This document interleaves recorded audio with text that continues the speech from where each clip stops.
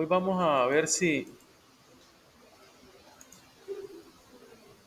no sé si vamos a alcanzar, pero la idea era ver dos temas, o al menos uno y la mitad, ¿verdad? Que es la parte de condiciones de transporte y almacenamiento, siempre considerando lo que hablamos al inicio, ¿verdad? Que vamos a ver estos temas.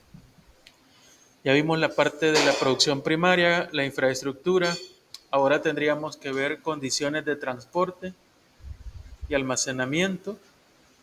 Y la idea es ver también un poco de diseño y equipo de la industria alimentaria, la parte de equipos y utensilios, ya para que luego nos quede la parte de higiene, limpieza, que son áreas bastante largas,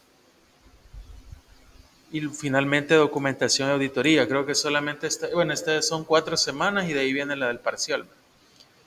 Y terminamos, ¿ya? Entonces hoy vamos a ver condiciones, eh, primero condiciones de transporte y almacenamiento, ¿ya? Recuerden que la idea es que por cada apartado que vayamos viendo, todavía como les repito, no he visto los manuales o la primera parte del manual.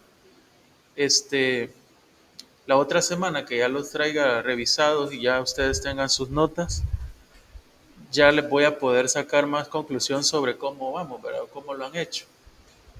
Eh, la idea es cada apartado que vamos viendo es un apartado dentro del manual. Por ejemplo, hoy vemos transporte y almacenamiento, entonces ustedes tendrían que incorporar dentro del manual que han empezado la parte de transporte y almacenamiento. Es decir, las condiciones de transporte y almacenaje que tendrían, digamos, en la industria que ustedes seleccionaron.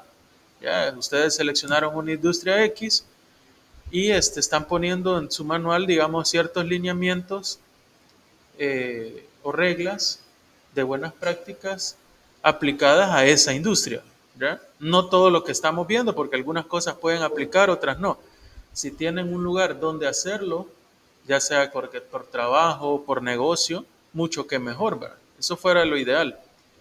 Y si simplemente lo están haciendo mentalmente, ¿verdad? O a través de investigaciones en Internet, la idea es seleccionar lo que realmente aplica dentro del área que ustedes han elegido, ¿ya? Así que ahora tendríamos que agregar ese nuevo apartado, la parte de transporte y almacenaje, ¿ya? Que es siempre bien importante tomarlo en cuenta, ¿verdad? Es decir, establecer lineamientos acerca de cómo voy a almacenar el producto, ya sea producto en proceso, producto terminado, materias primas, y no solamente la parte del producto alimenticio, sino que también la parte que no tiene nada que ver, ¿verdad? Como químicos, artículos de limpieza, porque hablamos de sanitización y todo eso, entonces se ocupan bastantes implementos de limpieza. ¿Cómo se debe almacenar eso? Toda esa parte es importante considerarla en el manual de buenas prácticas. Y luego también el transporte. Si nosotros somos eh, los que tenemos el medio de transporte, cómo debe ser nuestro medio de transporte, cuáles son las condiciones que debe tener, los controles que vamos a implementar, etcétera. Entonces, por eso es importante.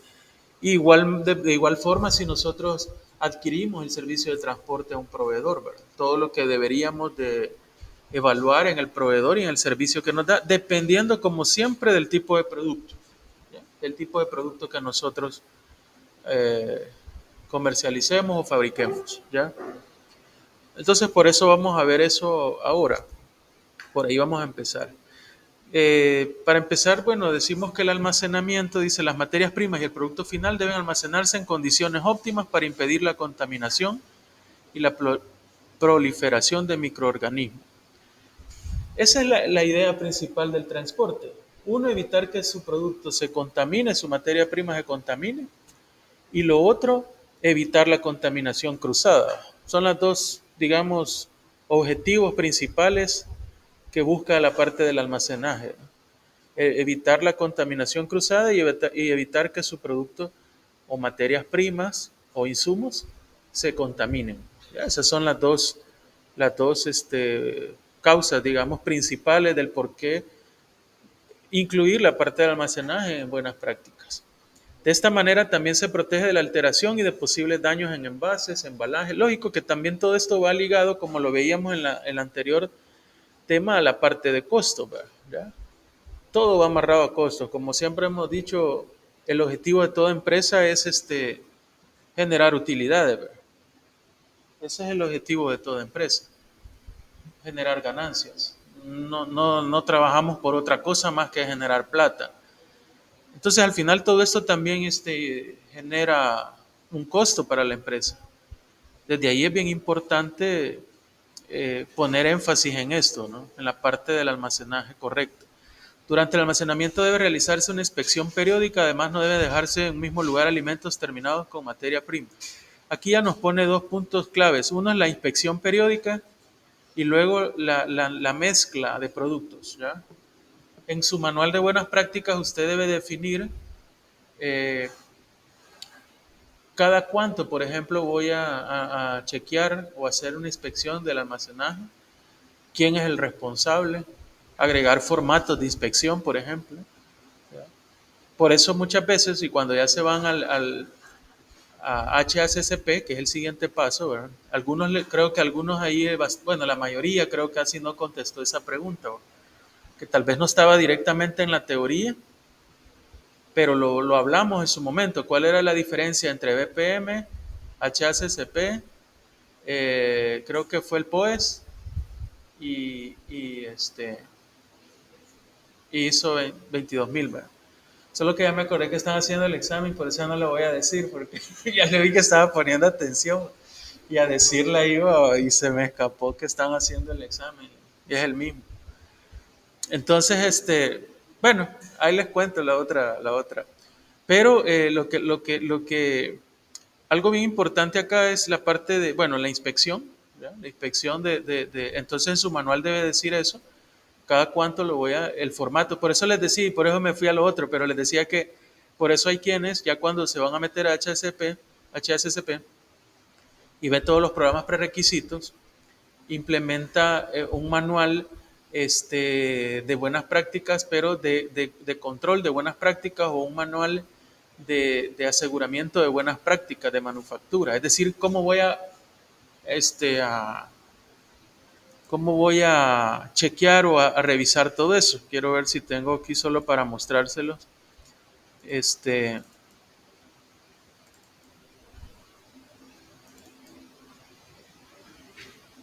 bueno, es más, ya cuando hablamos de programas prerequisitos tenemos un manual de buenas prácticas de almacenaje, solo almacenaje, ¿ya? Pero también tenemos y también se hace un manual de buenas prácticas, de evaluación de buenas prácticas, ¿ya? Que es por ejemplo, ¿no? Que esto lo que hace es definir dentro de la empresa cómo yo voy a evaluar todas las buenas prácticas, ¿ya?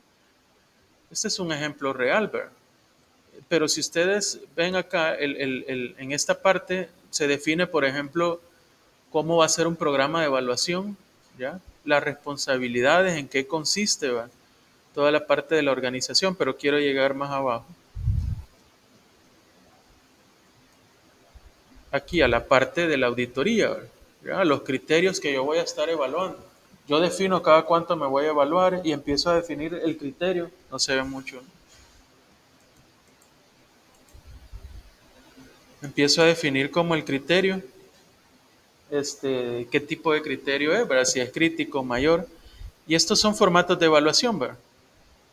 ¿Por qué mencionaba esto? Por la parte de, bueno, aquí esto sigue así, no lo muestro porque es bastante largo, pero aquí evalúa todo, ¿no? Esto es como una autoauditoría que uno debe de hacer en las empresas, ¿ya? Tener un manual, una guía de evaluación, es decir, cada cierto tiempo yo mismo hacer una evaluación de todo esto, cómo lo tengo yo, ¿ya? ¿Cómo lo tengo todo? Buenos días. Y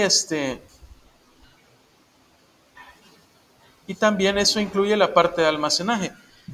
Sin embargo, también es válido hacer su propio manual de buenas prácticas de almacenaje. Aquí, por ejemplo, yo aquí tengo los formatos. Quería llegar a eso porque habla de la inspección, ¿ya? Por ejemplo, esto es un Esto es una distribución, inclusive usando un software bien sencillo como Excel, ¿verdad? Esta es una distribución de estanterías en esta empresa. Estas son las diferentes estivas, toda la parte de almacenaje, ¿verdad? Hagan de caso que esta es una bodega. Esto realmente es una bodega. Estos son los estándares, los estantes. Estos son los pasillos.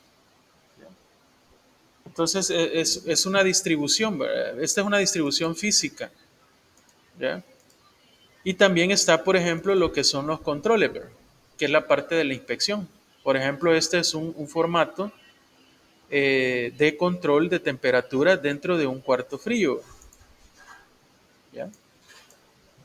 Donde yo pongo el mes, la semana, el día, el área, el responsable que está pendiente de toda, si hay observaciones, ¿verdad? Es un chequeo diario que yo estoy realizando de control de temperaturas. Este es el formato de impresión y el otro es...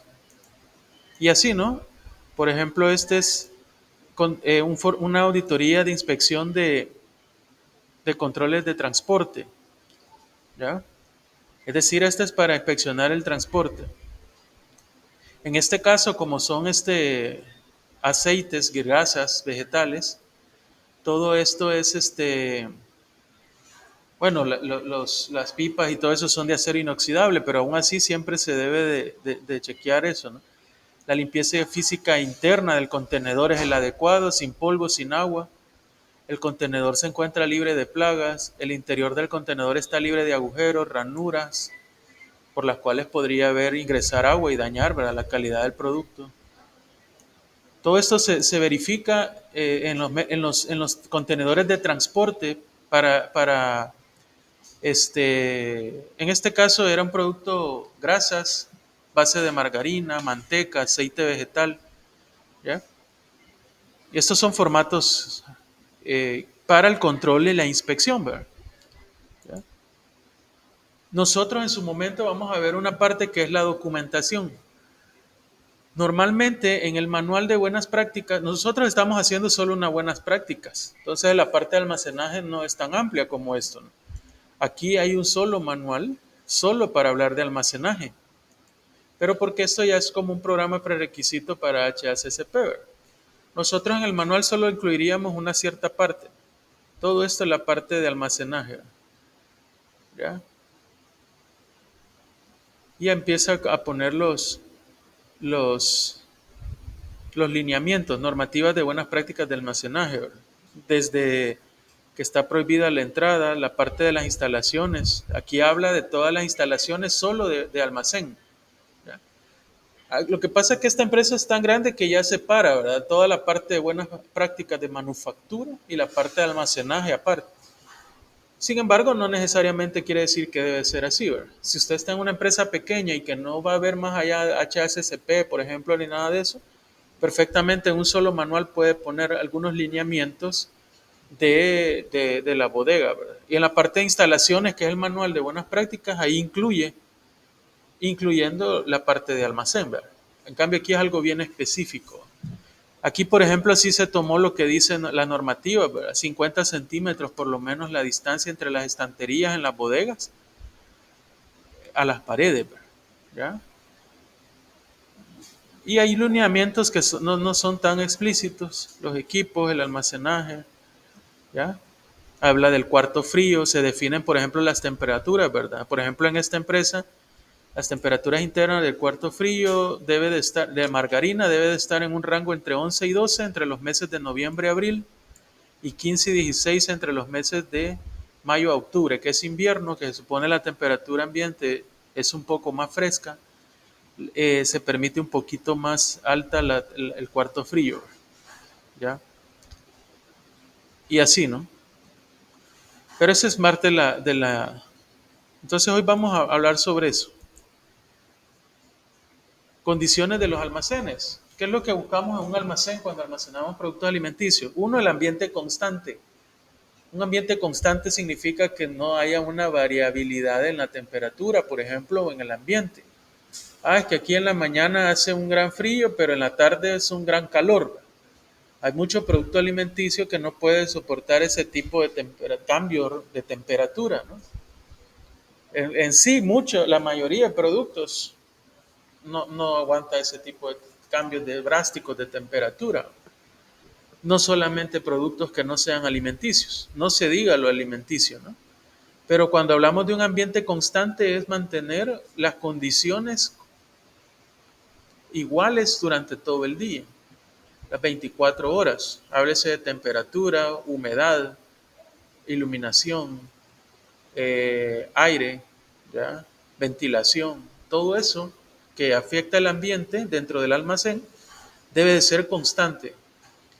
Temperaturas y humedades correctas, buena circulación de aire, espacio adecuado, ambiente limpio y libre de polvo. Su nombre, Catherine Vanessa.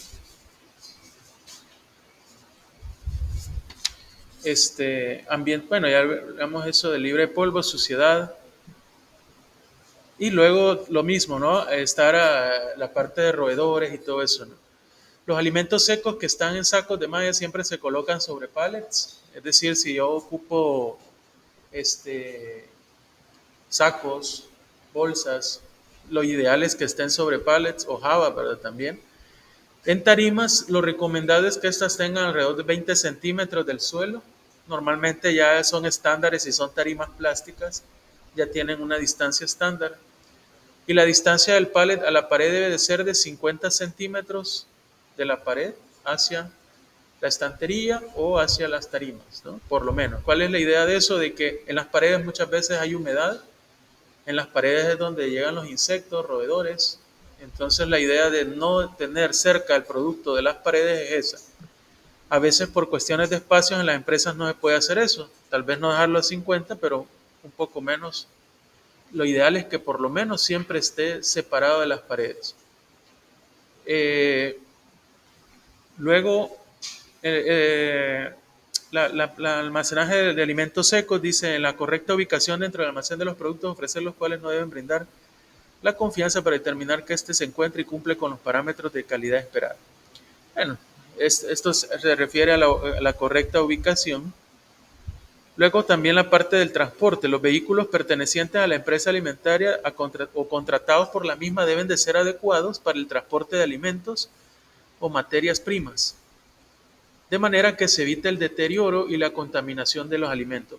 Estos vehículos deben ser autorizados por autoridades competentes, deben realizar operaciones de carga y descarga fuera de lugares de elaboración de los alimentos, es decir, debe de haber una área aparte de carga y de descarga, no donde se preparan los alimentos, sino que donde se almacenan, ¿verdad? Independientes, ¿ya? Siempre con el fin de eliminar la contaminación cruzada, debiéndose evitar la contaminación de los mismos y por el aire de los gases de combustión, ¿verdad? También los vehículos tienen que tener un buen mantenimiento, no va a ser de los vehículos que cuando arrancan sacan la gran humazón, ¿verdad? Ahí me contaminó todo el producto de todo el humo que saca el vehículo, ¿no? Entonces es bien importante también incluir la parte del mantenimiento de toda la flotilla de transporte, si es que la hay, ¿verdad? Los vehículos destinados a transporte de alimentos refrigerados o congelados deben contar con medios que permitan verificar la humedad y el mantenimiento de la temperatura. Es decir, si yo voy a usar cuartos fríos o voy a usar, este, inclusive podría ser isotérmico, ¿verdad? Ya vamos a ver el concepto de todo eso. Tengo que lo ideal es controlar temperatura y humedad en los vehículos, ¿ya? Poner medidores de temperatura y humedad. Esos no son caros y se deben de colocar con el fin de estar chequeando y inspeccionando que la humedad y la temperatura se mantienen. Las materias primas y el producto final deben almacenarse y transportarse en condiciones óptimas para impedir la contaminación y proliferación de microorganismos. Se me lengua la traba. De esta manera también se les protege de la alteración y de posibles daños, ¿ya? Durante el almacenamiento debe realizarse una inspección periódica. Y luego la parte de los manipuladores. Quizás voy a, ya traía esto, pero vamos a ver.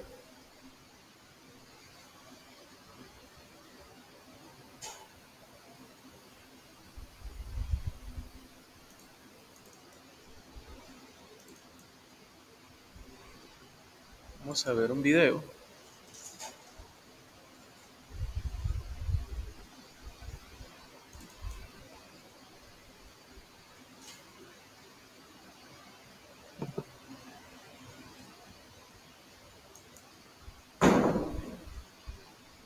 Pues, bueno, pase, pase. Me asustaron. Vienen enojados, dije. Invocamos al demonio. No, no era así. Ajá. Buenos días. Buenos días. Eh,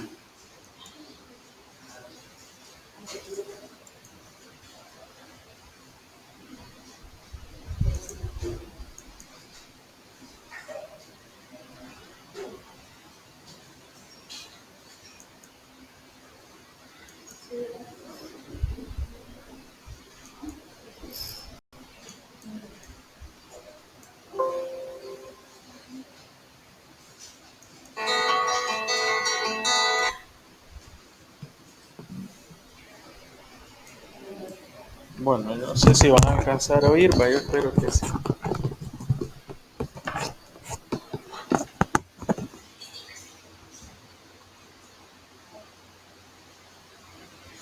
Ya las notas. María Beatriz Andino, no. Sí. Adilson Antonio Nova. Joana Noemí. Sí.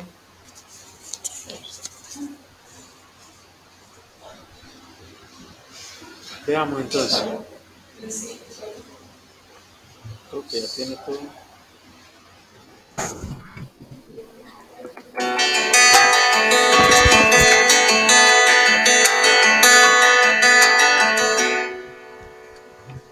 Conservación, almacenamiento y transporte de alimentos y materias primas. A pesar de los desarrollos en ciencia y tecnología de alimentos, aún la mayoría de estos son susceptibles a ser alterados en mayor o menor espacio de tiempo, debido a la acción de microorganismos que los contaminan o a reacciones enzimáticas del propio alimento. La alteración y el deterioro de los alimentos han sido una constante preocupación y motivo de investigación con el objetivo de conservarlos el mayor tiempo posible y asegurar una disponibilidad de los mismos. Es por esto, por lo que a través de la historia se han desarrollado técnicas de conservación tales como salazones, encurtidos, ahumados o secados, los cuales fueron practicados por el hombre desde tiempos muy remotos, dando paso a otros sistemas cada vez más sofisticados como son las conservas, refrigerados, congelados, ultracongelados, alimentos envasados en materiales especializados, esterilizados, deshidratados, entre otros. En la actualidad, y cada vez con mayor frecuencia, en cada hogar disponen de uno de los métodos de conservación de alimentos más importantes desarrollados a lo largo de la historia. Estamos hablando de los equipos de refrigeración conocidos como neveras o refrigeradores. A nivel industrial se encuentran los denominados cuartos fríos o cavas de almacenamiento, los cuales, dependiendo del tipo de alimento que se almacenen en ellos, varían sus rangos de temperatura de funcionamiento. Estos sistemas de conservación relativamente recientes permiten la conservación de los alimentos a través del suministro controlado de frío, el cual, como ya lo hemos visto anteriormente, reduce la actividad de los microorganismos que deterioran los alimentos. Teniendo en cuenta los rangos de temperatura en los cuales operan los equipos, se clasifican en refrigeración. En los diversos sistemas de refrigeración se someten los alimentos a temperaturas de entre 0 y 4 grados centígrados, según se trate de pescados, verduras, lácteos, entre otros. En estas condiciones, los alimentos se conservan durante un tiempo limitado, generalmente algunos días. Congelación. Hablamos de congelación cuando los alimentos son sometidos a temperaturas iguales o inferiores a menos 18 grados centígrados. Se trata de un método de conservación muy seguro, pues a esta temperatura el desarrollo de los microorganismos y bacterias se inhibe casi totalmente y la actividad enzimática queda muy reducida. Esto permite conservar durante un tiempo más largo el alimento. Ultracongelación.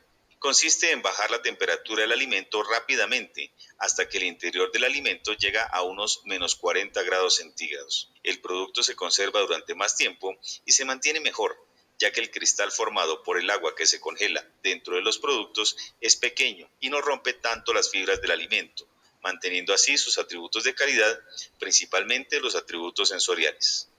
Pero no es solamente someter los productos y las materias primas a estas temperaturas para conservarlas. Para ello se debe seguir una serie de protocolos que en conjunto con el suministro de frío garantiza una óptima conservación de los alimentos. Hay que tener en cuenta los procedimientos de almacenamiento. En términos generales, las operaciones de almacenamiento deben cumplir con las siguientes condiciones. Toda instalación donde se almacenen productos alimenticios deben mantenerse limpias y en buenas condiciones higiénicas. Además, se llevará a cabo un control de temperatura que asegure la conservación del producto. Para almacenar productos o materias primas en canastillas, estas siempre deben estar protegidas por bolsas plásticas de primer uso, las cuales cada vez que se pretenda remontar producto encima, se debe cerrar con el fin de proteger el producto que contienen. El almacenamiento de productos que requieren refrigeración o congelación se realizará teniendo en cuenta las condiciones de temperatura, humedad y circulación del aire que requiere el alimento, materia prima o insumo. Asimismo, se debe garantizar las condiciones higiénicas y de mantenimiento de los equipos de refrigeración o congelación. Por eso, es importante garantizar espacios de separación del producto de las paredes de los cuartos fríos, así como del piso, con el fin de garantizar la circulación del aire frío, inspección y limpieza. No se deben ubicar productos debajo de los difusores de aire frío, ni tampoco sobrecargar los cuartos fríos o neveras con productos que excedan la línea de carga, la cual generalmente está identificada en cada equipo de refrigeración, así como por la altura del difusor de aire en el caso de los cuartos fríos. Debe llevarse un control de primeras entradas y primeras salidas con el fin de garantizar la rotación de los productos, verificando que los primeros en entrar sean los primeros en salir o sistema PEPS por sus siglas. Por eso, es muy importante que todos los productos que se almacenan, ya sean materias primas, productos en proceso o productos terminados, cuenten con la debida información de rotulado que permita su identificación, trazabilidad y rotación. Hay que tener en cuenta que en los sitios o lugares destinados al almacenamiento de materias primas, insumos y productos terminados no podrán realizarse actividades diferentes a estas, como almacenar productos peligrosos o contaminantes o realizar labores ajenas al almacenamiento de productos. Por su parte, aquellos alimentos o materias primas que no requieren almacenamiento en frío también deben cumplir con requisitos para garantizar su conservación, tales como realizarlo ordenadamente en áreas limpias, en estivas con separación respecto a las paredes perimetrales y disponerse sobre pales o tarimas limpias y en buen estado, elevadas del piso por lo menos 15 centímetros, de manera que se permita la inspección y limpieza. Por último, e igualmente importantes son los procesos de transporte de los alimentos o sus materias primas. Para ello, hay que tener en cuenta requisitos fundamentales que van a ayudar a garantizar la inocuidad de los productos transportados. El transporte de los alimentos o materias primas debe realizarse en condiciones que impidan la contaminación y la proliferación de microorganismos y eviten su alteración, así como los daños en el envase o embalaje según sea el caso. Los alimentos y materias primas que por su naturaleza requieran mantenerse refrigerados o congelados deben ser transportados y distribuidos bajo condiciones que aseguren y garanticen el mantenimiento de las condiciones de refrigeración o congelación hasta su destino final. Durante el transporte se debe realizar la verificación continua de la temperatura registrada en planillas como evidencia del correcto funcionamiento de los equipos de frío. Revisar los medios de transporte antes de cargar los alimentos o materias primas con el fin de asegurar que se encuentren en adecuadas condiciones sanitarias. Los medios de transporte y los recipientes en los cuales se transportan los alimentos o materias primas deben estar fabricados con materiales sanitarios que permitan una correcta limpieza y desinfección. Se prohíbe disponer los alimentos directamente sobre el piso de los medios de transporte. Para este fin se utilizarán los recipientes, canastillas o implementos de material adecuado, de manera que aíslen el producto de toda posibilidad de contaminación. Se prohíbe transportar conjuntamente en un mismo vehículo alimentos o materias primas con sustancias peligrosas y otras sustancias que por su naturaleza representen riesgo de contaminación del alimento o la materia prima. Los vehículos transportadores de alimentos deben llevar en su exterior, en forma clara y visible, la leyenda "Transporte de alimentos". Teniendo en cuenta las anteriores consideraciones y requisitos, se puede garantizar la inocuidad de los alimentos y las materias primas durante los procedimientos de almacenamiento y transporte. Aunque son procedimientos elementales, si por algún motivo no se tienen en cuenta, se puede ocasionar daños a los productos y peor aún, se puede ocasionar problemas de salud a nuestros clientes.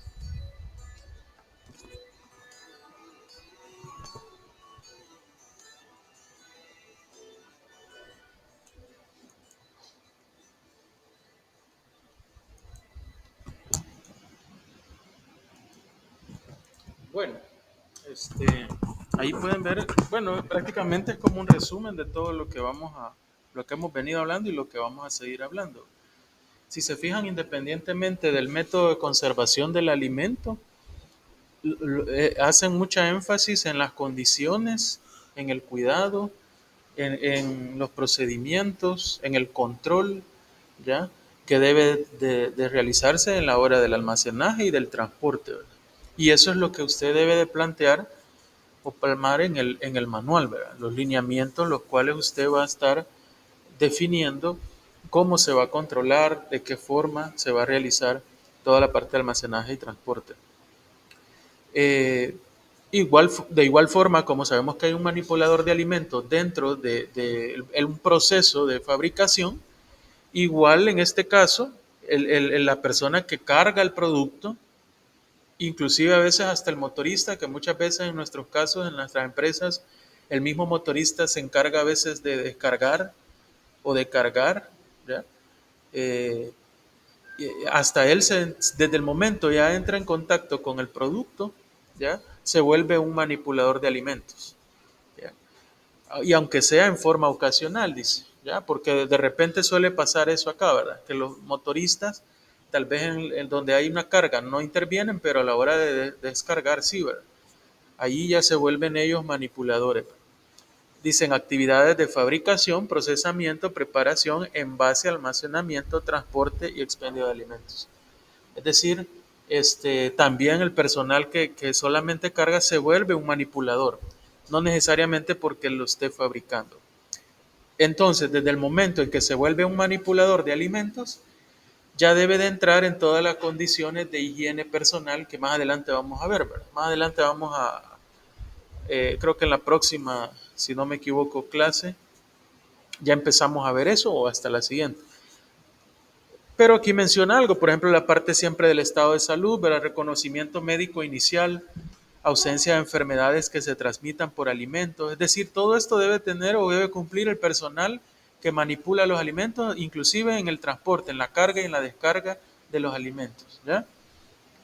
Y luego la parte de la educación y capacitación, es decir, los motoristas, la parte que los trabajadores que cargan y descargan el producto, es decir, personal de almacenaje, de igual forma se debe capacitar como el mismo operador que trabaja directamente con el alimento, ¿no? Tener la formación en prácticas higiénicas en la manipulación, capacitación continua y la parte, bueno, esto ya es algo de colocar avisos, dice, esa es la parte general, ¿no?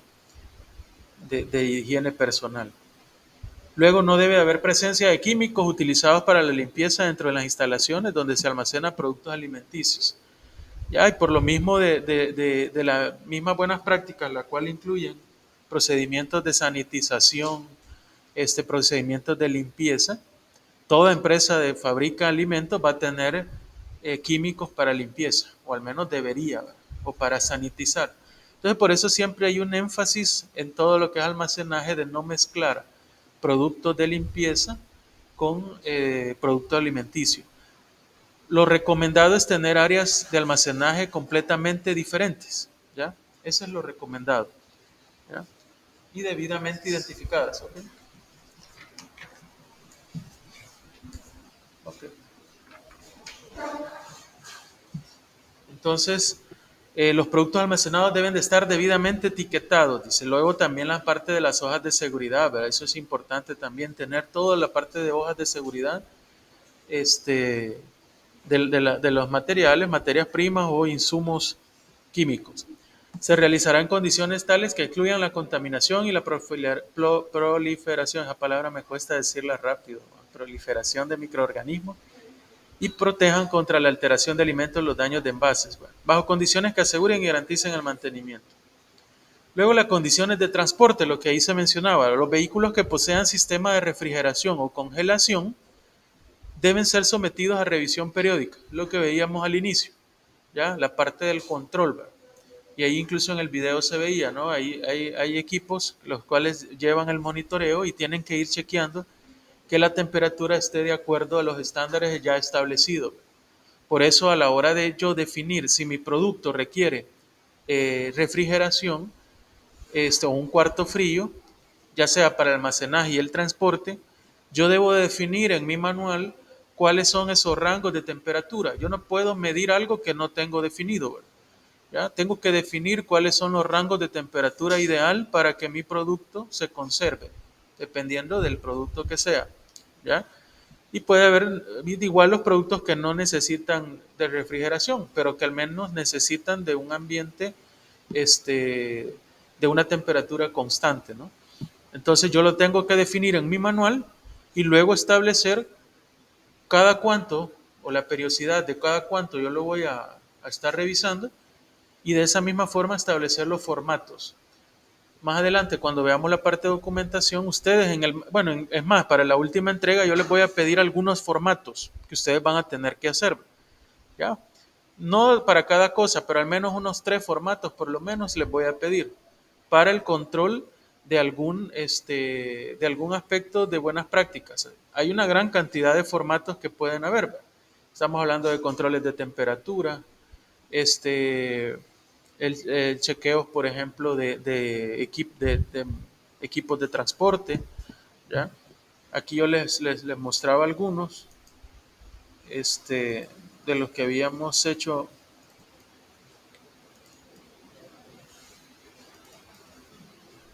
para las buenas prácticas de almacenaje, control de temperaturas, auditoría de inspección de contenedores y una evaluación general de buenas prácticas de almacenaje, ¿no? Este, Esos son algunos de los formatos. Eh, Estos son formatos de auditoría. ¿Ya? Y luego también hay hojas de supervisión, por ejemplo, esto es para control de plagas, ¿verdad? Hojas de supervisión de control de plagas, evaluación de un programa de control de plagas. Incluso se define el mapa de trampas de roedores, pero esto ya es un poco más en la parte de programa prerequisito. Supervisión de limpieza y estado higiénico, auditoría de inspección de pipas, en este caso que el medio de transporte para la base del aceite es a través de pipas, inspección de limpiezas previas, auditoría de inspección de tanques, programas de limpieza y desinfección, y igual en la parte de la higiene personal, control de enfermedades y lesiones en el personal, supervisión y control de higiene personal y evaluación del programa. Son algunos de los controles que se pueden implementar. Entonces yo al final les voy a pedir unos 3 nada más, que me agreguen 3 al manual, ¿verdad? Entonces hacen la referencia del apartado con cuál formato hacen la inspección, ¿verdad? Y aquí hay un ejemplo, ¿verdad? En el caso de controles de temperatura, cuarto frío, son con formato sencillo. La cuestión es que quede la evidencia, ¿verdad? La fecha, la hora, temperatura, responsable. Igual hay formatos para limpieza, ¿no? Ustedes van a un restaurante de comida rápida, van a ver que normalmente en los baños hay formatos de este tipo, de controles de limpieza, ¿verdad? De cada cierto tiempo ellos están chequeando la limpieza de los baños en el restaurante. Algunos lineamientos, los productos a transportar pueden ser refrigerados, congelados, no refrigerados, eso independientemente del tipo de producto. Durante la carga y la descarga, no colocarlos directamente en el piso, es lo que hemos estado hoy escuchando en el video. Lo ideal es que se ocupen tarimas, se colocan dentro de cajas para evitar golpes, y lo ideal también es que las tarimas sean plásticas, porque hay tarimas de madera, pero la madera también facilita la creación de microorganismos, con la humedad se pudre, entonces tarimas plásticas. Verificación que coincida con el orden de pedido, bueno, este es un chequeo ya de salida. Bueno, lo mismo que acabamos de mencionar, tarimas, llevar registro de control sanitario, y las materias primas y producto final deben almacenarse y transportarse en condiciones óptimas para impedir la contaminación.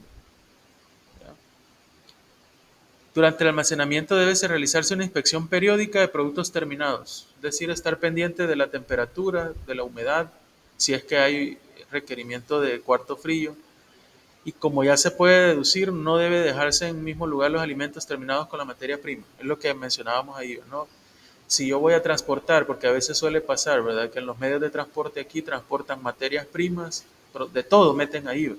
Entonces es necesario separar las áreas, identificar y separar las áreas en los vehículos o los medios de transporte.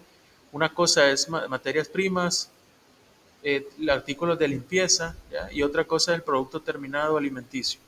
No sé si ya les ha pasado a ustedes que a veces comen algo y se siente sabor a jabón, ¿ya?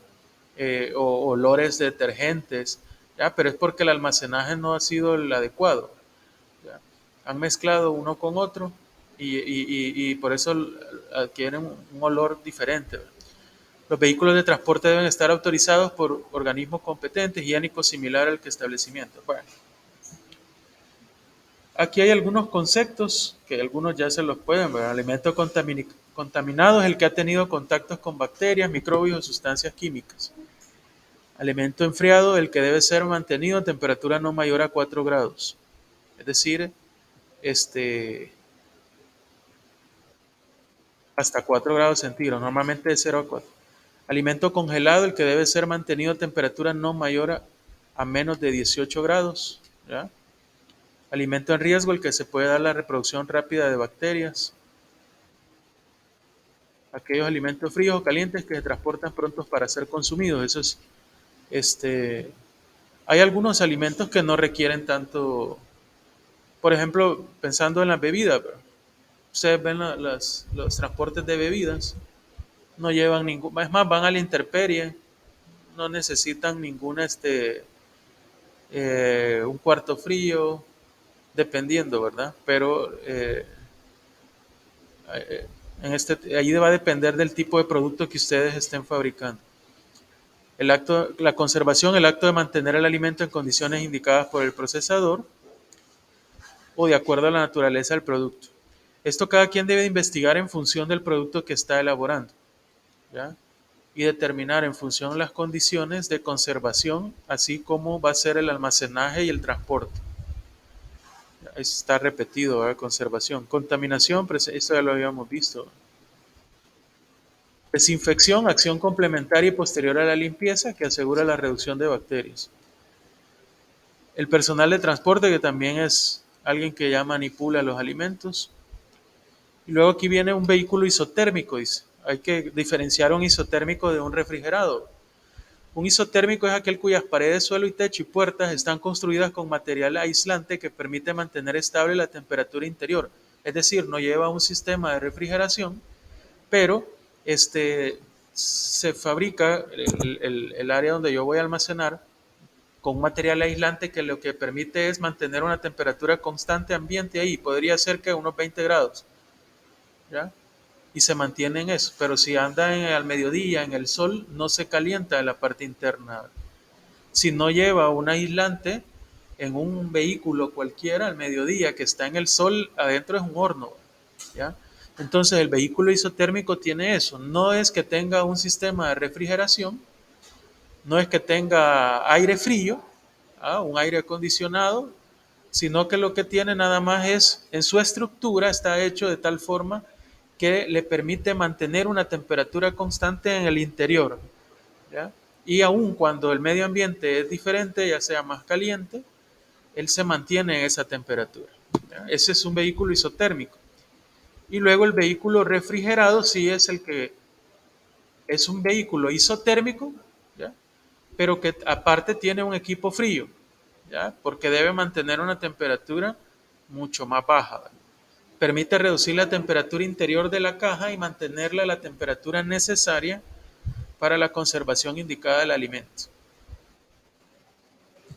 Bueno, y un vehículo habilitado es aquel que cumple, digamos, con los requerimientos que usted ha establecido para poder almacenar y transportar producto alimenticio.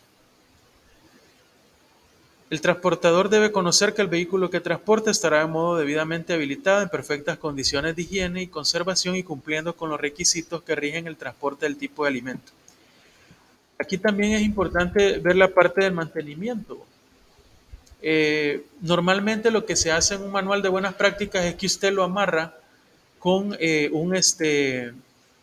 con un programa de mantenimiento, ¿ya? Independientemente si el mantenimiento lo da la empresa o es un proveedor externo. pero usted lo debe de incluir. ¿Ya? Aquí entran también bastantes equipos que necesitan ser, por ejemplo, aquí se ve la parte de calibración de equipo. Es necesario que todos los, por ejemplo, todos los medidores de temperatura, humedad, todos esos sean equipos calibrados. ¿Ya? Es decir, hay proveedores que calibran los equipos, es decir, están verificando que cumplan el funcionamiento adecuado, ¿verdad? Es decir, que le midan la temperatura adecuada. No solamente en la parte de temperatura, sino que todo lo que es medición. ¿Ya? Por ejemplo, básculas, dimensiones, eh, ya sea para medir longitudes, para medir volúmenes, ¿ya? Todo eso se debe de calibrar. ¿Ya? Muchas veces es la parte de la metrología. Y entonces en las empresas, muchas veces la parte de mantenimiento tiene que ir ligada a eso. Normalmente lo es, ¿verdad? Mantenimiento y calibración. ¿Ya? Entonces, en su manual al menos se debe de definir este, cada cuánto o hacer referencia a un plan de mantenimiento. Y ya el área de mantenimiento es la que se encarga de hacer un cronograma en la cual, por ejemplo, cada cuánto tiempo se va a calibrar todo lo que son termómetros, medidores de humedad, de temperatura. ¿Ya?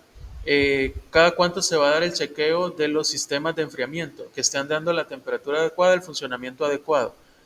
Lo mismo los vehículos, cada cuánto tiempo los voy a estar chequeando, ¿no? Se hace un plan de mantenimiento. Todo eso no se incluye en el manual de buenas prácticas, pero sí se puede definir un enlace hacia él. Es decir, el chequeo y el mantenimiento preventivo, tanto y correctivo de los vehículos de transporte se realizará a través del plan de mantenimiento con el código tal y tal y tal, ¿ya? Que es como se define ya en la empresa. Entonces sí es importante la parte del mantenimiento y metrología con todo esto, la parte de almacenaje, más cuando hay condiciones eh, de ambientes requeridas especiales para nuestro producto. Háblese de temperatura, humedad, iluminación, eh, aire, flujo de aire, ¿verdad? Todo eso. Entonces, siempre hay que considerar. Diseño y y construcción. Tener en el interior materiales que hagan fácil su limpieza y en el caso necesario su desinfección. Si se fijan acá, es bien particular el hecho que son dos áreas diferentes en un mismo vehículo. ¿Ya? ¿Por qué? Porque va a almacenar eh, productos diferentes, ¿no? Posiblemente pueda ser en uno materias primas, en otros productos terminados. ¿Ya? Y no quiere mezclarlo para que no haya una contaminación cruzada. Entonces, es válido en los medios de transporte colocar este tipo de divisiones que me apartan una área de otra, ¿no? Las paredes del interior y el techo y las caras de las puertas tendrán materiales que no afecten la calidad del alimento y de sus envases. Tener una separación efectiva si se transportan alimentos de diferente tipo o alimentos junto con sustancias no alimentarias. O si voy a transportar, por ejemplo, químicos, ya tal vez que utilizo en la fabricación, o químicos para, para la sanitización, la limpieza. Ahí lo ideal fuera completamente diferente el transporte, no mezclarlo. ¿Ya? Porque si se fijan, por ejemplo, en este tipo de división, no es completa, ¿no? Por ejemplo, si el producto que va que despide olores, aunque vayan con áreas separadas, en la parte superior el olor pasa, ¿no? Luego, si el transporte se efectúa, bueno, aquí habla ya de bicicletas, triciclos, vehículos motorizados similar, se deberá contar con un cajón de tapa hermética revestido interiormente con material liso. Esto en el caso que fuera un servicio a domicilio. Da recomendaciones igual a buenas prácticas de que el medio de transporte debe de ser hermético en función también del producto que yo voy a transportar. ¿Verdad? Esto aquí creo que no se da mucho, ¿verdad? Pero puede considerarse, ¿no? Ser de acuerdo al alimento que transporta del tipo general. Bueno, para alimentos que no requieren conservación en frío, para alimentos que requieren frío, o para alimentos que se deben conservar en frío, pero el tiempo, distancia o condiciones permiten su uso.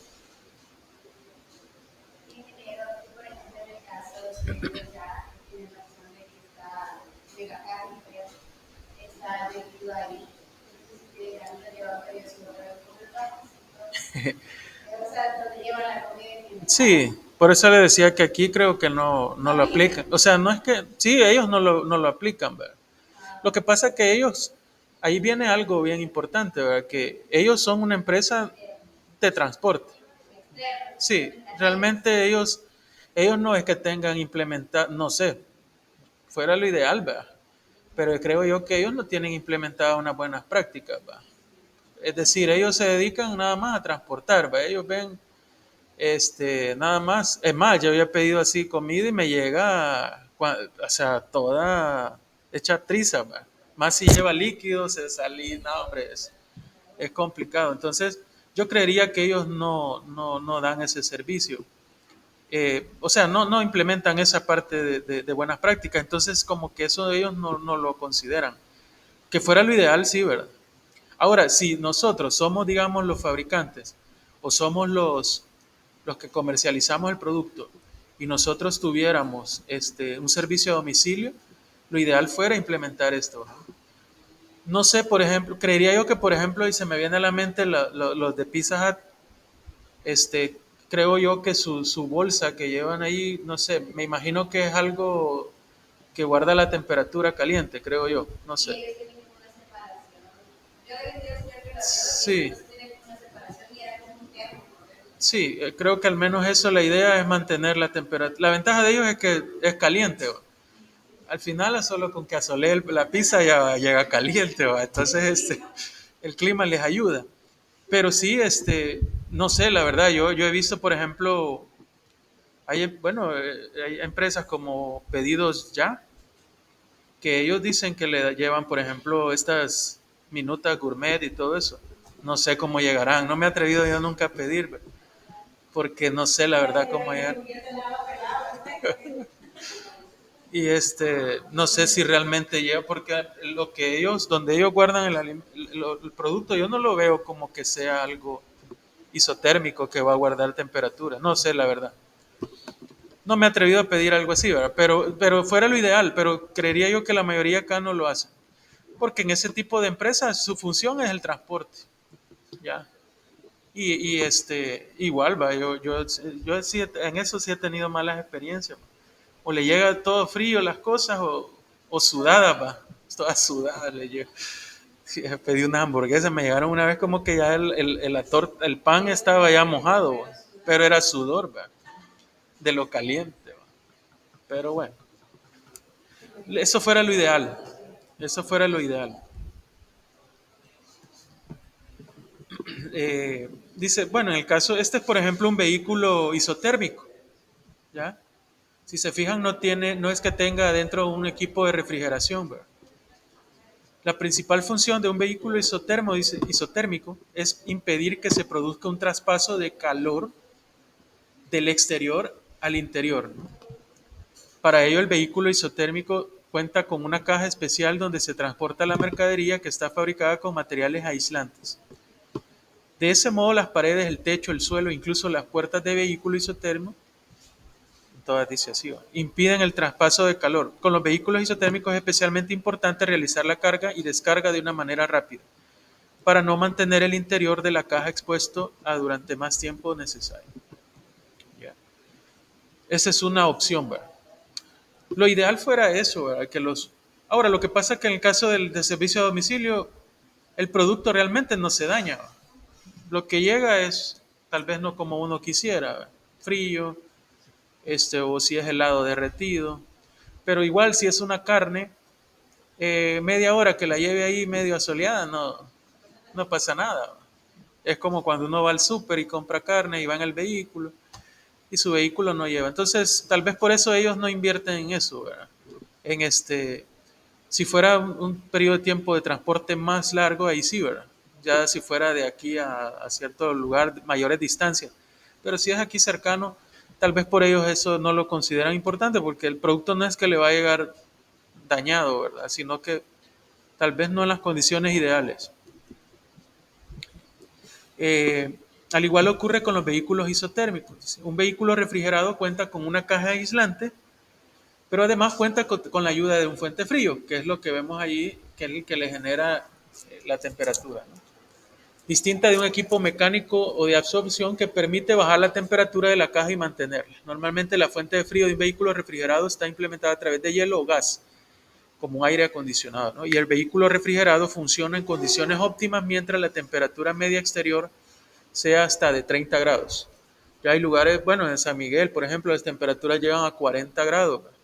Allí sí es necesario usar cuando el producto lo amerita, vehículos con cuartos fríos o con equipo de refrigeración, ¿verdad? Para que el ambiente de afuera no le afecte al interior del vehículo.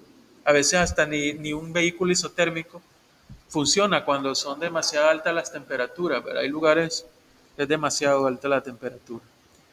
Luego lo que ya veníamos hablando de la higiene del personal, que también desde el momento, aunque solamente sea la persona que cargue o descargue el producto o el motorista, se vuelve parte manipulador de alimentos. Por eso ustedes veían en el video un tipo que está en el timón, pero él les está chequeando la, la, la temperatura y él mismo está anotando y él mismo tiene su mascarilla, no recuerdo si tiene su redecilla o algo, pero tiene la indumentaria de un manipulador, que eso debería de ser lo ideal. Desde el momento él manipula el alimento, tiene que ser parte de, ¿verdad? Y eso incluye la parte de higiene, toda la parte de capacitación, la parte de salud, todo eso que más adelante se va a ver. Luego también la parte de los procedimientos. En la parte de procedimientos de carga, ¿verdad? Se debe definir procedimientos de carga antes de la carga, durante la carga y después de la carga. Ahora, esto tampoco es necesario ponerlo en un manual de buenas prácticas. Normalmente en las empresas, si ya están bien formalizadas, tienen sus diferentes procedimientos de elaboración, de almacenaje, ¿ya? Entonces deberían de tener un procedimiento de carga antes, durante y después, de carga y descarga de producto, ¿no? Entonces es necesario que las empresas definan cómo va a ser, pero en el manual basta con decirlo, por ejemplo, la carga del producto se realizará a través del procedimiento tal y tal. Hacer referencia a un documento externo en el cual se define todo el procedimiento. Y en el procedimiento se puede poner, por ejemplo, que el personal va a verificar que el vehículo se encuentre en buenas condiciones de limpieza. ¿Ya? Eso es lo primero, que el vehículo esté limpio, desinfectado, que no queden en el vehículo residuos de cargamentos anteriores, que el cierre de las puertas y otras aberturas sea hermético, ¿ya? Porque si no logra cerrar bien, entonces hay escape del frío y entonces la temperatura no se mantiene. Que la carga sea acomodada del modo que se reduzca su exposición al ambiente, el fondo. La temperatura de los alimentos antes del despacho sea la indicada, es decir, un chequeo de temperaturas. Durante el transporte, que el alimento sea protegido de polvo, humedad u otros tipos de suciedades. Que el tiempo de carga sea lo más breve. Esto es durante la carga. Que no se hayan producido roturas en los envases. Que en el vehículo no sean transportados objetos o sustancias diferentes. Y que en el comportamiento no ingrese personal ajeno o animales. Durante el tránsito, es decir, cuando está transportándose de un lugar a otro. Verificar periódicamente, según la duración del viaje, la integridad de la carga. Si es un viaje demasiado largo, verificar chequear la temperatura. Imagínese, va a llevar un producto de aquí a San Miguel, por ejemplo, que se va a tardar que unas 3 horas o más en el transporte. Y es un producto que debe de ir en un cuarto frío. Ahí es donde se debe verificar. Ahí incluye, por ejemplo, la parte de mantenimiento del equipo, que sea un buen equipo, un buen vehículo, ¿verdad? Que esté con el mantenimiento adecuado, porque se va a quedar ahí a medio camino. Ahí qué va a hacer con el producto. O le falla incluso el sistema de refrigeración y se queda a medio camino, ¿verdad? Y no tiene otro transporte que llegue a traerlo, puede incluso perder el producto, ¿ya? El cierre y la hermeticidad de las puertas y otras coberturas, ¿verdad? Verificar que todo esté chequeando. Cuando es un lugar lejos, estar pendiente y verificar cómo va la carga. Y todo eso se debe definir en un procedimiento, todo escrito, ¿ya? para que los manipuladores que están encargados del transporte sepan lo que tienen que hacer.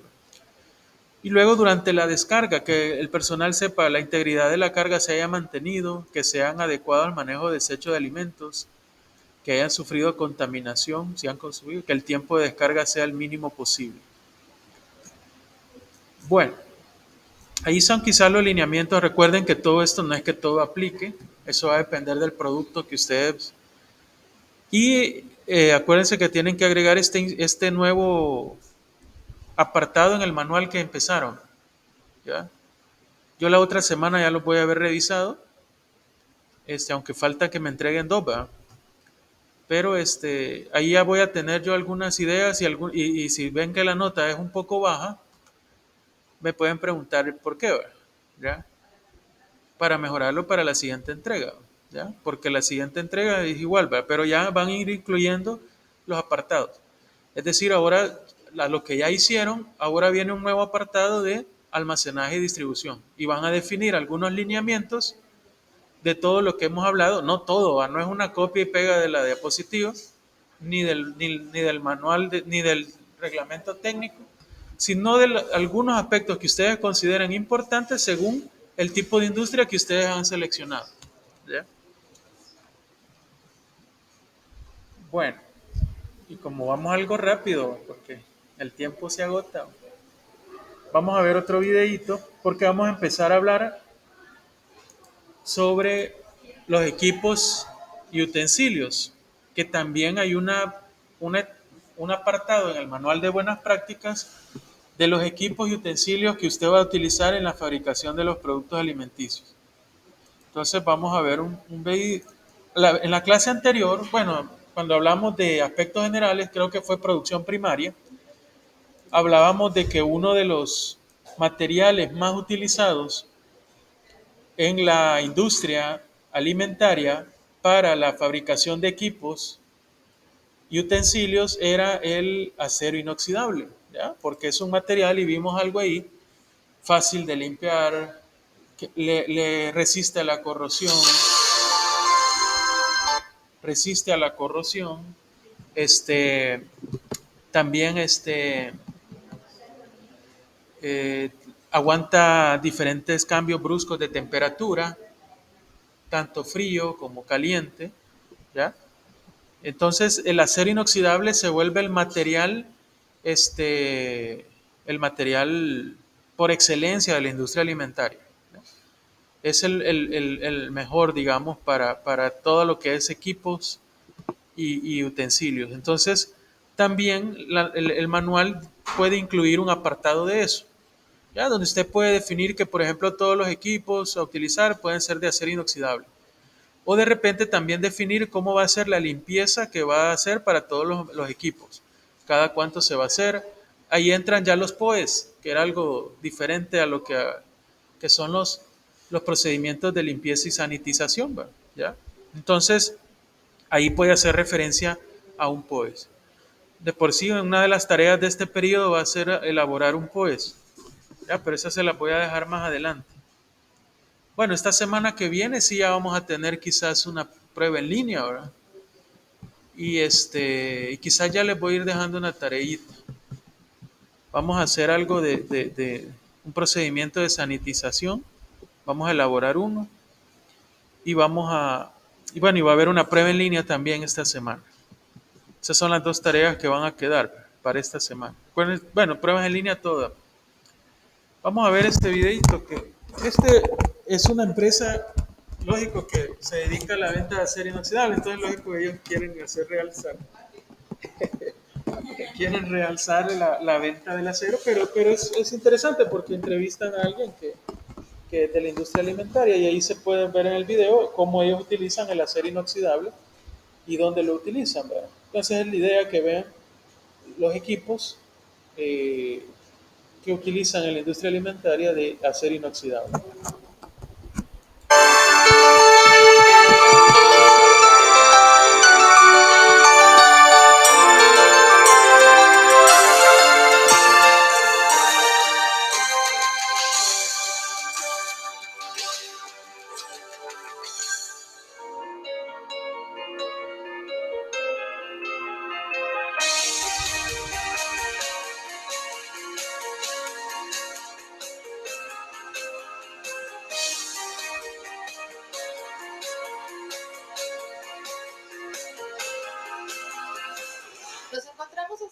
conocí en la planta Herdes del Fuerte con el ingeniero Nemesio Guiñaga Mora, gerente de control de calidad.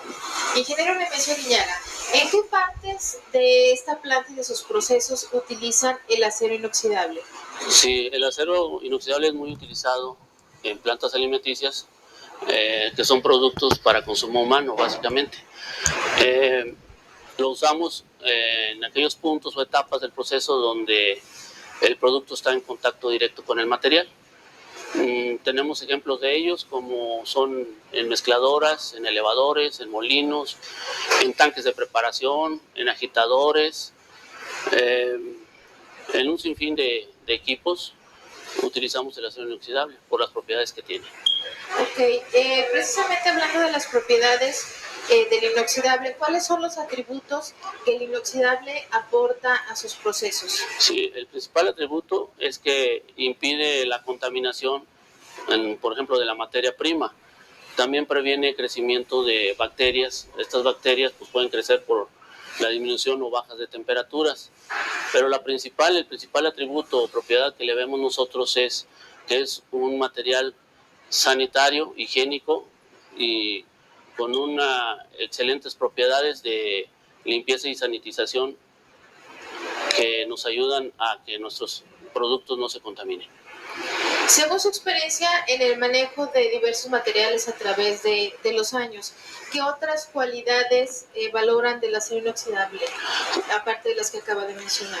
Sí, la principal es que tiene una excelente resistencia a la corrosión. O sea, esto obviamente evita que nuestras materias primas sean contaminadas. También la resistencia a temperaturas extremas. Lo que es el acero inoxidable aguanta temperaturas extremas. Tiene una excelente facilidad de mantenimiento, de limpieza. Entonces es un material que obviamente es el más adecuado para trabajar productos de alimentos. ¿Y cómo es el desempeño del inoxidable durante el proceso de producción? Sí, como este material, como ya lo conocemos, es un material muy terso, muy liso su superficie, entonces nosotros no tenemos ningún problema con la limpieza del mismo. Evitamos este material por sus características, evita que se forme una biobacterias que pudieran ser difíciles de eliminar en las limpiezas. Entonces, como es un material muy liso, entonces la limpieza es muy rápida y pues el material obviamente es muy higiénico. Tienen algunos sistemas de limpieza que se llaman los famosos SIP, Clean in Place. ¿Nos podrías hablar un poco de ello? Sí, cómo no. El sistema CIP, que es siglas en inglés, Clean in Place, es básicamente limpiezas en sitio. Estos sistemas de lavado, pues obviamente como su nombre lo dice, están cerca de las áreas de los equipos que vamos a limpiar y sanitizar al 100%. Entonces, se utilizan químicos muy agresivos a cualquier otro tipo de material que se use que no sea el acero inoxidable. Entonces, son recirculaciones de agua, recirculaciones de ácidos, de alcalinos a cierta temperatura y concentraciones que nos hacen al final una limpieza efectiva. Y solo esto se puede lograr con el uso de acero inoxidable. Muy bien. ¿Considera entonces que el inoxidable es un material rentable? Sí, por supuesto. Como te lo digo, es un material muy higiénico, muy sanitario y el mantenimiento es mínimo. Entonces, ahora sí que a través de los años podemos considerar que es bastante rentable el uso de este producto. ¿Y qué nos dice sobre su apariencia? Acabamos de decir que el inoxidable pues, es un material que requiere de mínimo mantenimiento y que dura a través de los años, mucho tiempo. ¿Cómo es su apariencia a través de los años? La apariencia continúa pues muy buena, en excelentes condiciones, da una apariencia de higiene y de mucha limpieza. Además de los procesos, ¿utilizan inoxidable para el almacenamiento o distribución de alguna materia prima o en otras aplicaciones de la planta? Sí, por supuesto. Nuestros proveedores utilizan sus pipas que nos transportan materia prima a granel. En este caso pudiéramos hablar de aceite, de vinagre, y pues, los depósitos son en acero inoxidable. Muy bien. Y en la parte de la planta existen otras aplicaciones, por ejemplo, no sé si en el laboratorio de control de calidad, en el comedor. Sí, por supuesto. Bueno, aquí vamos a hablar un poco de áreas productivas. En las áreas productivas, aparte de los equipos que ya comentamos para la elaboración de los alimentos, también nosotros hemos utilizado el acero inoxidable, por ejemplo, en las láminas de los techos, en montenes. Tenemos instalados escaleras, plataformas, inclusive las mismas rejillas de los drenajes de las áreas productivas son de acero inoxidable por las propiedades que ya hemos comentado. Ingeniero Aguiñaga, ¿por qué responder sí al uso del inoxidable para la fabricación de otros productos? Es decir, ¿recomiendan inoxidable para otras aplicaciones? Sí, por supuesto. En el ramo de la construcción se puede utilizar para la fabricación de puentes. Y en la cuestión de arquitectura, pues se puede aplicar mucho en diseñar fachadas, techos, como ejemplos. Ingeniero, pues agradecemos mucho esta entrevista. Muchas gracias por su tiempo y por sus conocimientos y su aportación. Gracias. Bueno, ahí se ve un ejemplo de una empresa que cómo utilizan el acero inoxidable. Fíjense que ahí dice algo ahí, una pregunta bien importante, que es la parte de rentabilidad, porque realmente la inversión es elevada en cuanto se refiere a acero inoxidable. El costo no es económico, ¿verdad? Pero que a la larga sí es rentable, ¿verdad? Por la durabilidad que tiene el acero, ¿ya? Entonces, lo más recomendado es usar acero inoxidable, ¿ya? Para todo lo que son equipos, utensilios. Bueno, ellos incluso hasta escaleras, yo no sé aquí si habrán empresas así, al menos de las que yo he visitado, aún de productos alimenticios, no todo lo tienen en acero inoxidable. Pero fuera lo ideal, ¿verdad? Dice, la higiene en toda cadena alimentaria, tanto en el manipulado como en los equipos e instalaciones que están en contacto con alimentos, es esencial para lograr que los productos sean seguros y no afecten a la salud. El diseño de equipos e instalaciones es clave para producir alimentos seguros. Factores como los materiales de construcción, las superficies de contacto, la facilidad de limpieza, la hermeticidad en zonas huecas o la drenabilidad de estos equipos deben de ser considerados con carácter preventivo. Recuerden que todo lo que estamos viendo de buenas prácticas, el objetivo principal es reducir el riesgo de contaminación del producto. Ese es el objetivo. Entonces, es por eso que nos enfocamos en todas las condiciones o todo el ambiente, ¿ya? Que tiene relación directamente con el proceso, ¿ya? Y con la distribución, el almacenaje y todo eso. Y entre ellos el equipo que se utiliza, ¿ya? Si fuera un producto, por ejemplo, un equipo en el cual es niquelado, por ejemplo, que aparentemente se logra ver como que es acero, el níquel con el tiempo se cae, ¿verdad? ¿Ya? Puede salir un pedazo de níquel ahí en la comida, ¿verdad? Entonces es bien importante saber qué material utilizar, y por eso se enfoca siempre en la parte del acero, que es el material por excelencia, ¿verdad? Como algo preventivo. Dice, los equipos y utensilios utilizados en el procesamiento de fabricación y preparación de alimentos dependen del tipo de alimento, también, ¿verdad? Materia prima o insumo, de la tecnología a emplear y de la máxima capacidad de producción prevista. Por ejemplo, ahí se veían algunas especies de silos de acero inoxidable.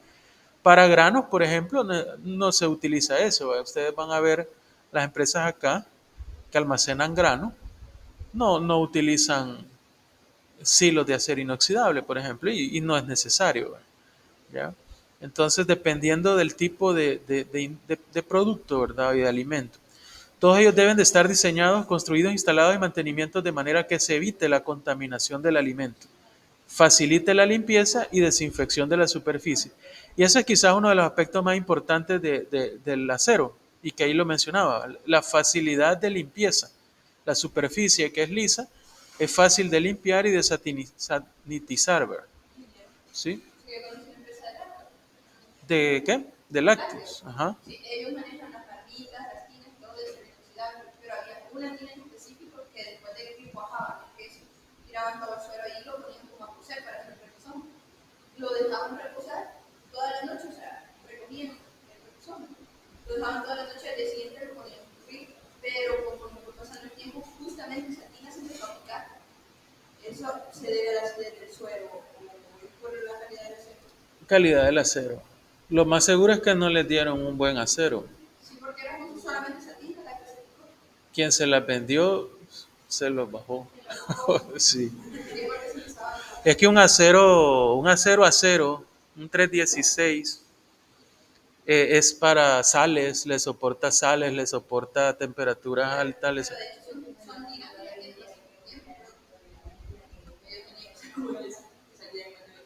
Sí, sí, es que el acero de por sí no le va a fallar. Por eso le digo, si pasaba en una tina específica, en un proceso como tal, lo más seguro es que el acero no era de buena calidad, ¿verdad? Una puede ser eso, otra que no era acero. Habría que ver, ¿verdad? Pero realmente ahí lo mejor es quitar esa tina, ¿verdad? Del momento en que ustedes vieron o vieron el proceso que se picaba, eso no es acero o le vendieron un acero de mala calidad, ¿verdad? ¿Qué suele pasar, verdad? En el mercado hay aceros malos, el acero, nosotros decimos acero inoxidable que se oxida, ¿verdad? Supuestamente buen acero inoxidable no debe de oxidarse, ¿ya? Entonces, yo trabajo con aceros, pero nuestro no es producto, aunque yo no trabajo en producto médico, perdón, no trabajo en producto alimenticio, sino que médico. El producto médico que yo fabricamos no usa acero, lo usamos para otro tipo de industria. Pero nos pasa eso, compramos acero como acero inoxidable, ¿verdad? Y a veces pasa que se oxida, pero es mala calidad del acero. Ahí, lógico, nos están vendiendo gato por liebre, ¿verdad? Pero sí, lo que pasa es que, bueno, hoy en día hay bastante proveedor, por ejemplo, chino, hay bastante acero chino que es de muy mala calidad, ¿verdad? Y lógico, aquí todo el acero se compra, aquí se compra, nosotros no producimos acero.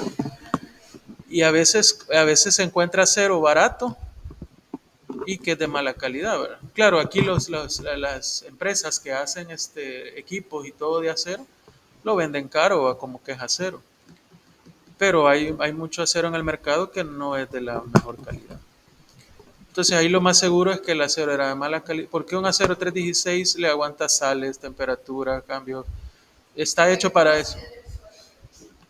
Sí, no, e incluso creo yo que las sales que, por ejemplo, que despiden los productos en el mar, por ejemplo, los productos del mar, es más que lo que puede sacar el queso, por ejemplo. Y el acero 316 le aguanta eso. Todo lo que es la sal del mar y todos los mariscos y todo eso, en acero 316 le aguanta. Un buen acero, ¿verdad? Entonces, pero puede pasar, ¿verdad? En esos casos lo mejor es, hay empresas que lo que hacen es pedir, por ejemplo, certificados de calidad, ¿verdad? De los aceros. Pero hoy ni eso garantiza, ¿verdad? A veces ni eso garantiza que le vendan un buen acero. Ahí lo mejor es cambiar porque sí, se le va a seguir picando y eso va en el pedazo de queso le va a salir ahí.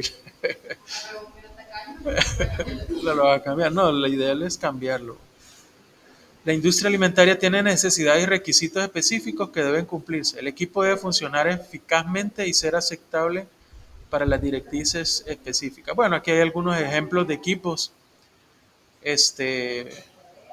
todos fabricados en acero inoxidable, ¿verdad? Cuando los metales se oxidan, dice, el material se debilita, lo que provoca grietas y picaduras. Es lo que le pasó ahí, ¿verdad? Se oxidó, entonces no es acero inoxidable, ¿verdad? O un acero inoxidable de muy mala calidad, ¿verdad? Esta es una invitación para que las toxinas, bacterias y otros gérmenes se enconen y crezcan, ¿verdad?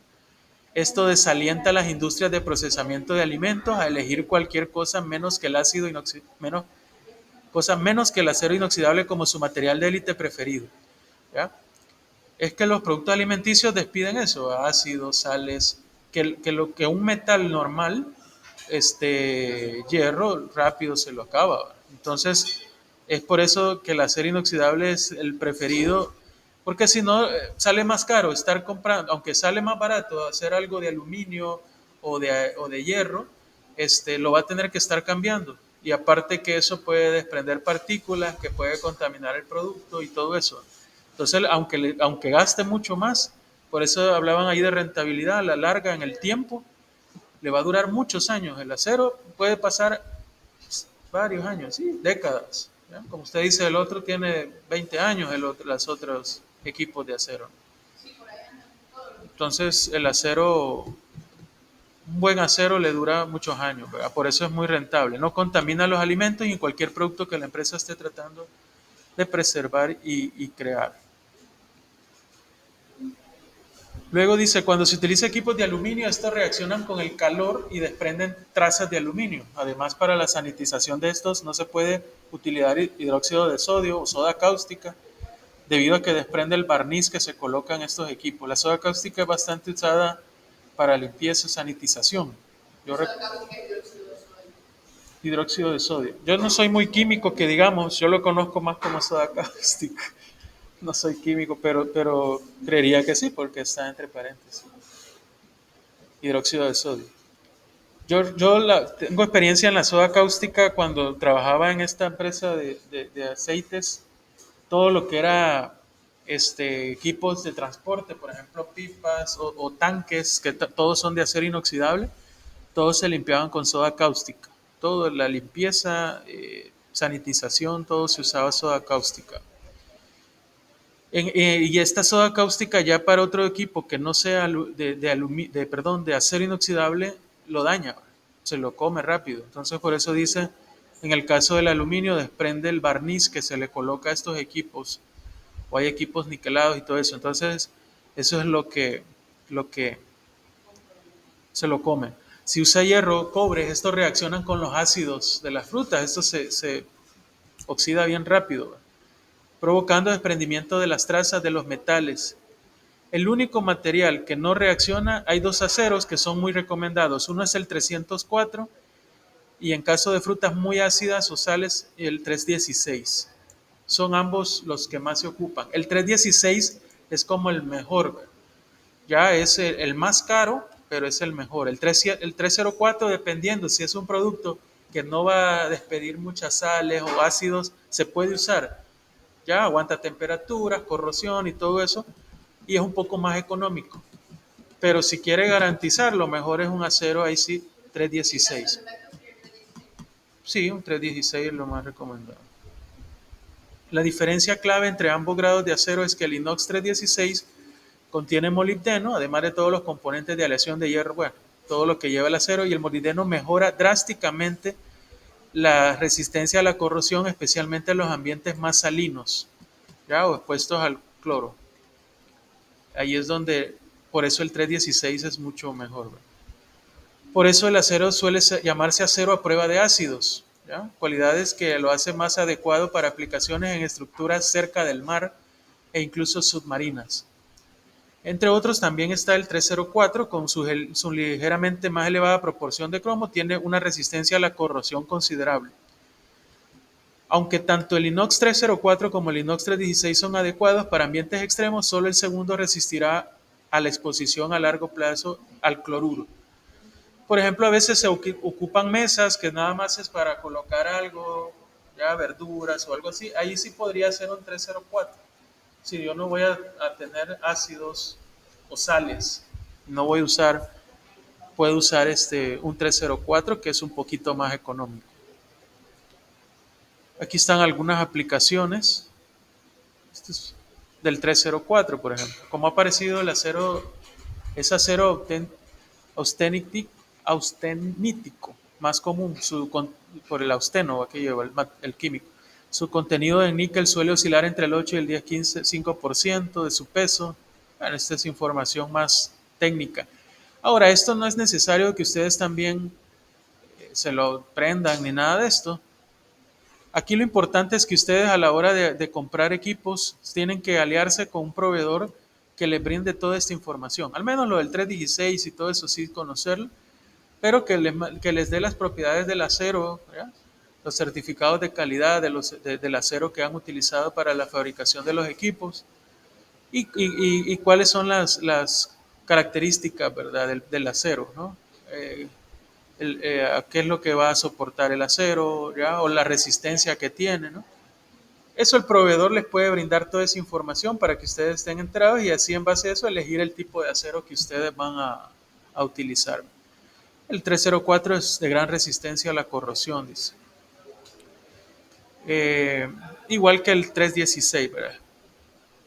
Luego el resto de hierro. Para muebles de exterior como rieles, volardos, el acero inoxidable es un material ideal resistente a la corrosión, pero solo resistirá a la exposición a largo plazo si la calidad es adecuada para su entorno, ¿ya? No tiene resistencia al cloruro. Algunos ejemplos de aplicaciones: fregaderos, cacerolas, cubiertos, panes sanitarios, bueno, todo, ¿verdad? Hasta en los lavamanos se puede utilizar. Equipo de cervecería, lácteos, productos alimentarios, farmacéuticas, muelles, etc. Aquí algunos ejemplos de equipos, todo en acero inoxidable.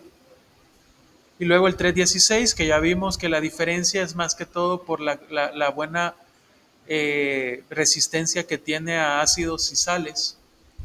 Y por eso también se ocupa en aplicaciones extremas, dice, como aplicaciones marinas, ¿ya? Porque resiste mucho la sal.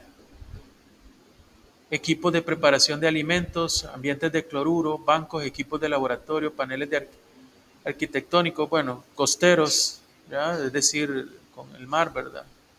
Químicos, bueno, ahí están algunos ejemplos. Realmente a simple vista no los puede distinguir, ¿verdad? El acero usted lo ve y lo ve. Es más, hasta pueden darle un material niquelado o cromado y usted puede creer que es acero, ¿ya? No hay una diferencia visible entre dos piezas idénticas de chapa metálica, ¿ya? Se requiere un informe de prueba material, por eso muchas veces se pide un certificado de las empresas que venden productos de acero para grado alimenticio, un certificado de calidad del acero, qué tipo de acero es, tratando de confiar bastante en el proveedor, pero ver qué tipo de proveedor es el que le da los equipos, ¿ya? Algunas piezas pequeñas como abrazaderas y pies de montaje construidas de serie están marcadas específicamente. Sí, mucho producto que es pequeño ya trae como el código de qué tipo de acero es. Cada aplicación tiene sus propias demandas, ¿ya? De acuerdo al uso, ¿ya? Y en el caso, bueno, las mejores opciones son aquellas que se requiere excelente formabilidad, gran conformabilidad. Y cuando su presupuesto es un poquito más limitado y no va a trabajar con ácidos, sales, puede usar un 304. En el caso del 316, cuando sea una gran cantidad de corrosivos, ácidos, sales, o se va a trabajar bajo el agua, igual tiene mayor presupuesto, ¿verdad? Y si quiere mayor resistencia y dureza. Igual si está el presupuesto y aunque no tenga muchos ácidos, puede invertir en 316 y le va a durar el tanto. Aquí hay cómo elegirlo, unas tablitas, bueno, pero ya nos pasamos, va. 11:55. Pero bueno, ahí está, hay más información. Quizás vamos a seguir la próxima clase. Todavía hay un poquito de esto. Hay también algunos formatos para el control y limpieza y desinfección de los equipos. Eso vamos a hablar la próxima semana. Bueno, como les repito, este fin de semana voy a ya revisar tareas y el manual. Y ahí voy a darles mis observaciones, ¿verdad?